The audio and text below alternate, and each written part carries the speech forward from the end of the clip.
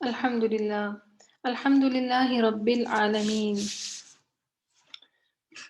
أشهد أن لا إله إلا الله وحده لا شريك له، وأشهد أن محمدا عبده ورسوله.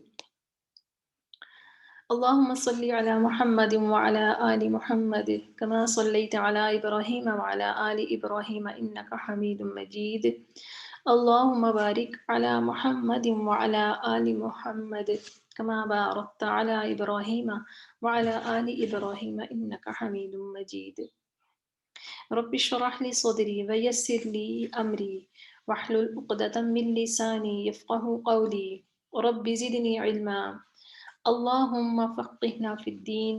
اللهم اجعل عملي كله صالحا واجعله لوجهك خالصا ولا تجعل لأحد فيه شيئا. آمین یا رب العالمین. السلام علیکم ورحمۃ اللہ وبرکاتہ. سورۃ البقرہ کا آج ہم 89 سے 90 تک آیات پڑھیں گے، اور آپ لوگوں کا پارہ جو ہے یہ تقریباً ختم ہونے والا ہے الحمدللہ. اور پھر اس کے بعد ہم دوسرا پارہ شروع کریں گے. تو اس کے ساتھ ساتھ جو لوگ میرے ساتھ آن لائن ہیں وہ تو ریویژن کر رہے ہیں، تو جو لوگ ریکارڈنگ سنتے ہیں ان سے بھی میں یہی ریکویسٹ کروں گی کہ وہ اپنی ریویژنس کو جاری رکھیں. جی، آیات سب سے پہلے ہم تلاوت کر لیتے ہیں. اعوذ باللہ من الشیطان الرجیم. بسم اللہ الرحمن الرحیم. وَلَمَّا جَاءَهُمْ كِتَابٌ مِّنْ عِندِ اللَّهِ مُصَدِّقٌ لِّمَا مَعَهُمْ وَكَانُوا مِن قَبْلُ يَسْتَفْتِحُونَ عَلَى الَّذِينَ كَفَرُوا فَلَمَّا جَاءَهُم مَّا عَرَفُوا كَفَرُوا بِهِ فَلَعْنَةُ اللَّهِ عَلَى الْكَافِرِينَ. بِئْسَ مَا اشْتَرَوْا بِهِ أَنفُسَهُمْ أَن يَكْفُرُوا بِمَا أَنزَلَ اللَّهُ بَغْيًا أن ينزل الله من فضله على من يشاء من عباده فباءوا بغضب على غضب وللكافرين عذاب مهين.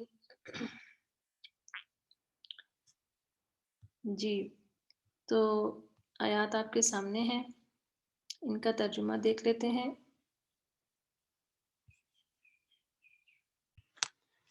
جی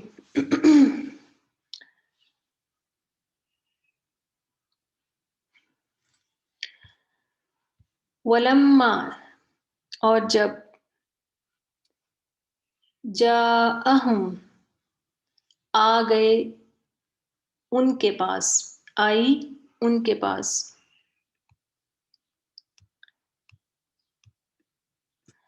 کتاب، ایک کتاب.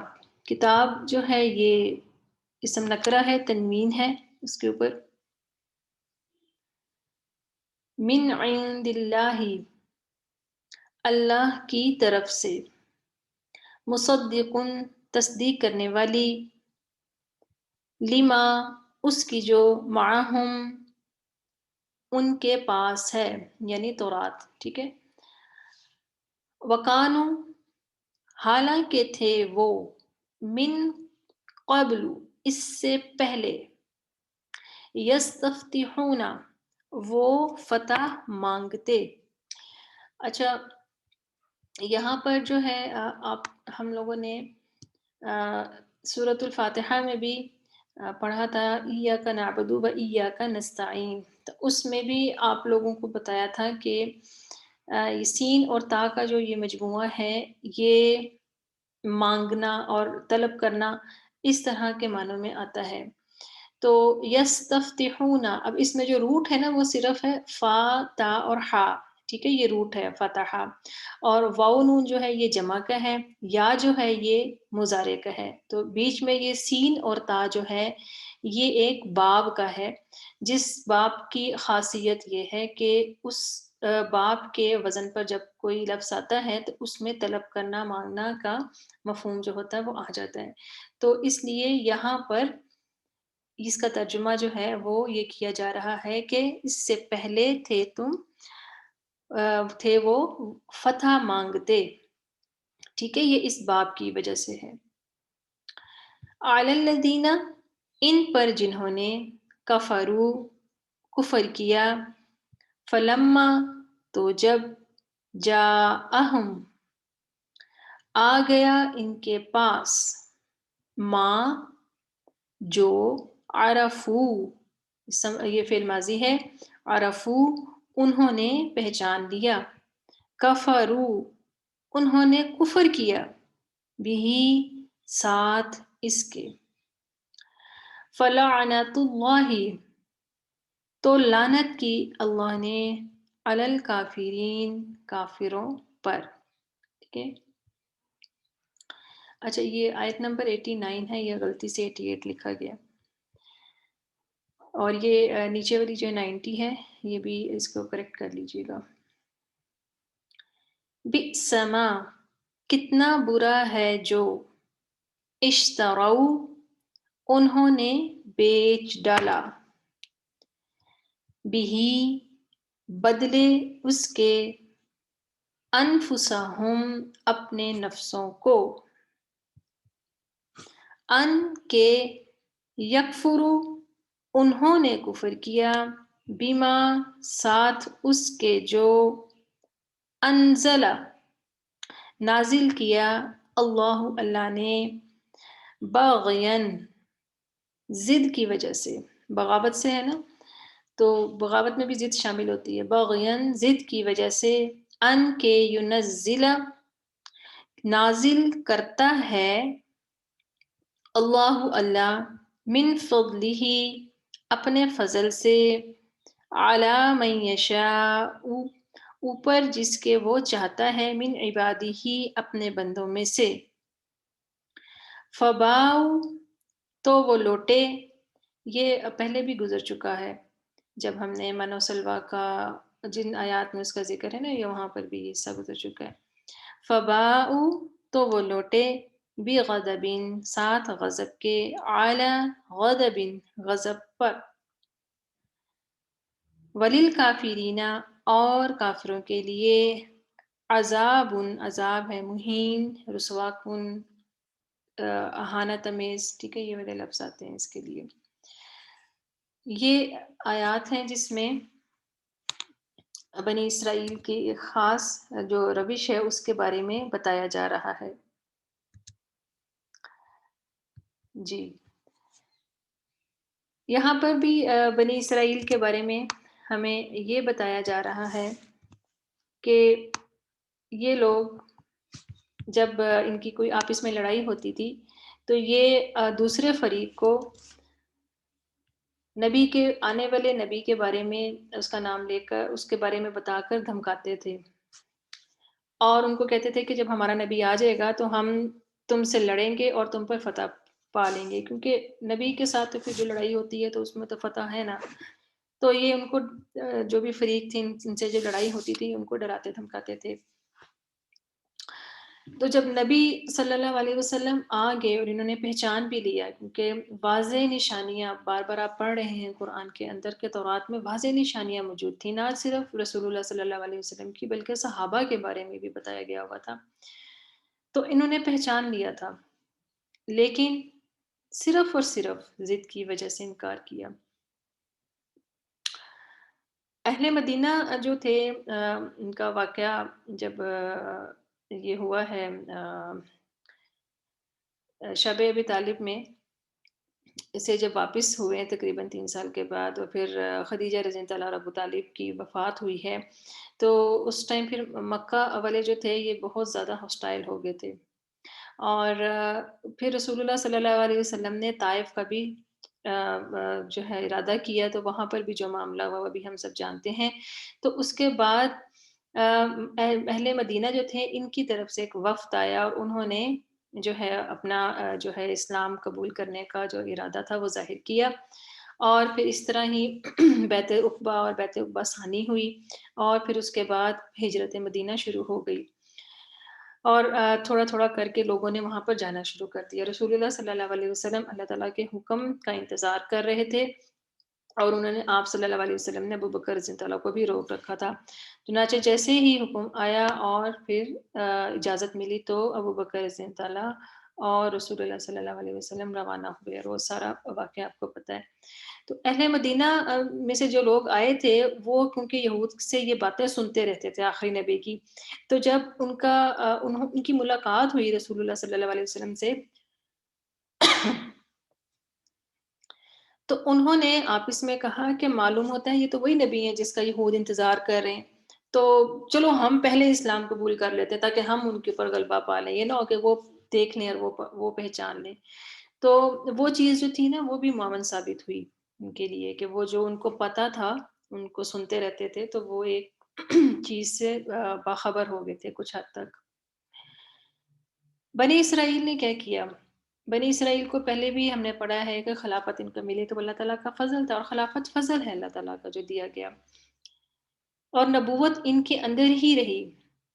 اگر یہ شکر گزار ہوتے تو نبوت انہی میں رہتی، لیکن انہوں نے نہ صرف نہ شکری کی بلکہ انہوں نے بغاوت کی، تو اللہ تعالیٰ نے ان کو پھر بھی موقع دیا، 17 مہینے کا ٹائم دیا گیا جب رسول اللہ صلی اللہ علیہ وسلم مدینے میں تھے، اور یہاں تک کہ آپ صلی اللہ علیہ وسلم یہود کے قبلے کی طرف منہ کر کے نماز پڑھتے رہے۔ 17 مہینے کتنی بڑی نشانی تھی ان کے لیے، اور انہی کے طریقے پر روزے رکھتے رہے۔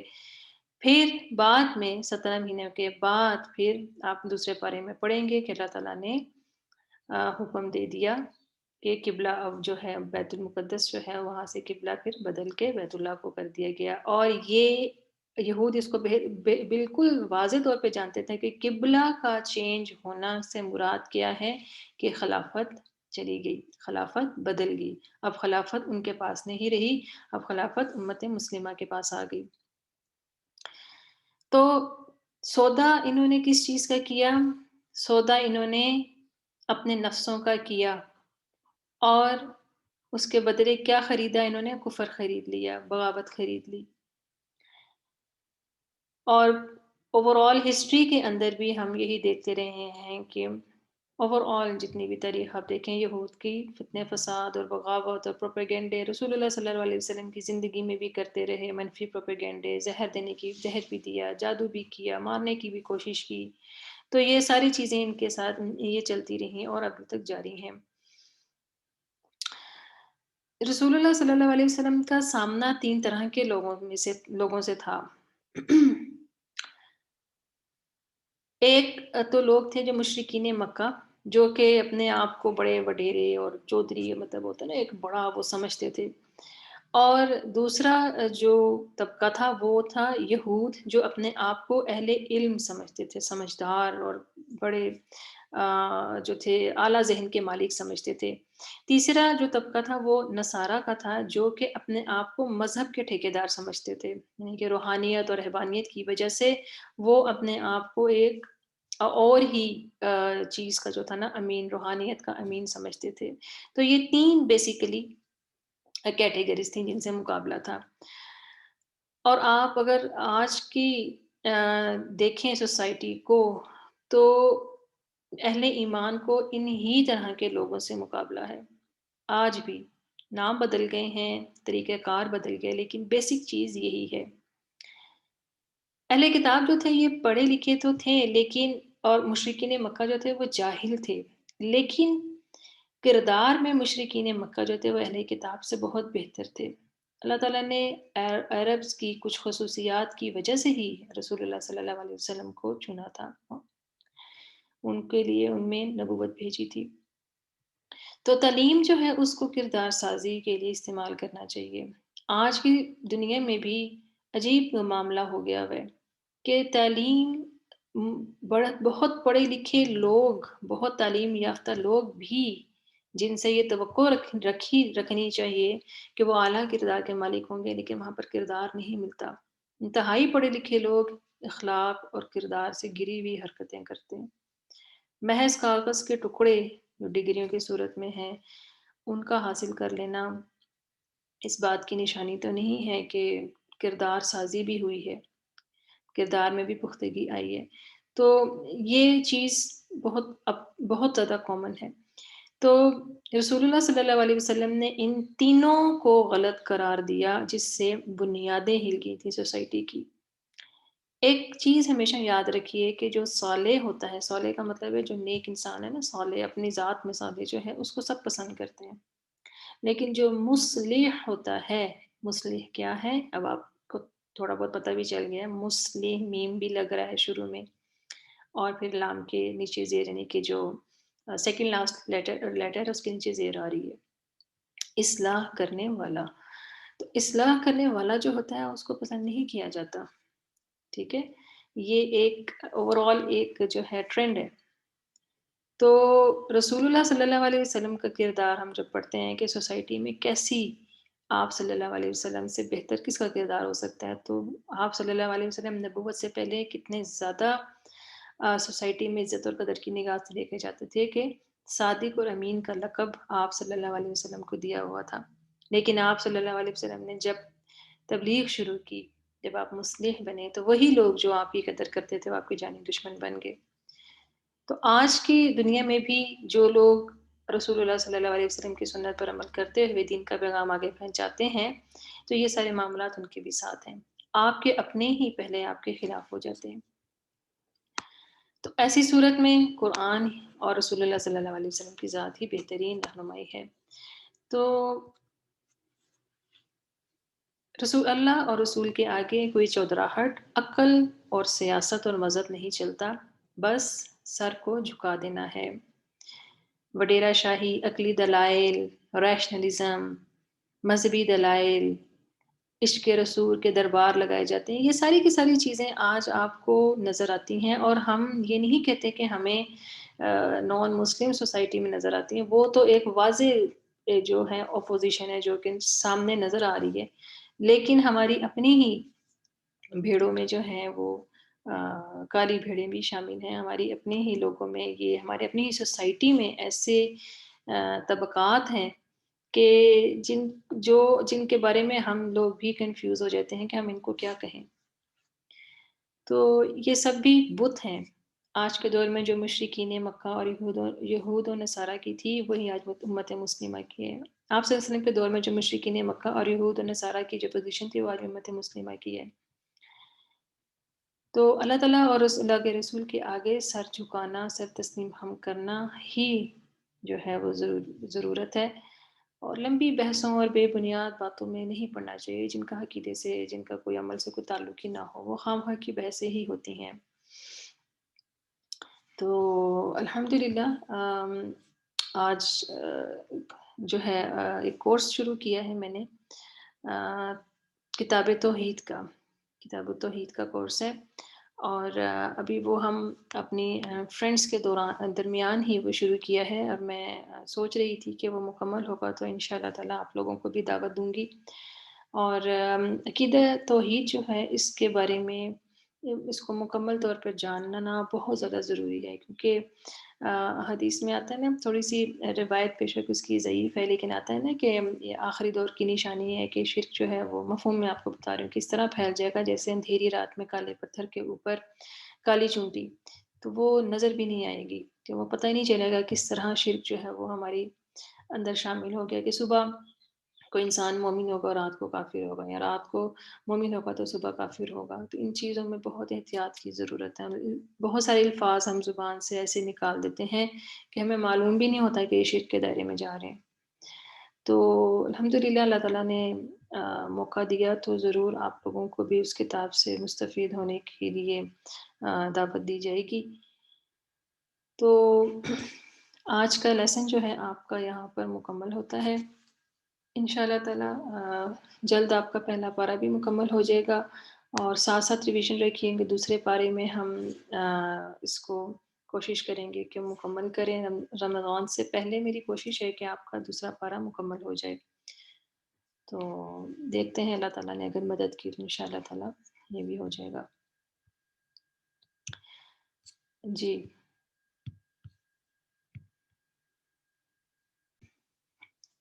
آیات جو ہیں وہ 90 تک ہو گئی ہیں. آپ لوگ اس کی ریویژن جاری رکھیے اور دعا کے ساتھ ہم اپنی کلاس کا اختتام کرتے ہیں. ربی یسر ولا تعسر وتمم بالخیر. سبحانک اللہم وبحمدک نشہد ان لا الہ الا انت نستغفرک ونتوب الیک. السلام علیکم ورحمۃ اللہ وبرکاتہ.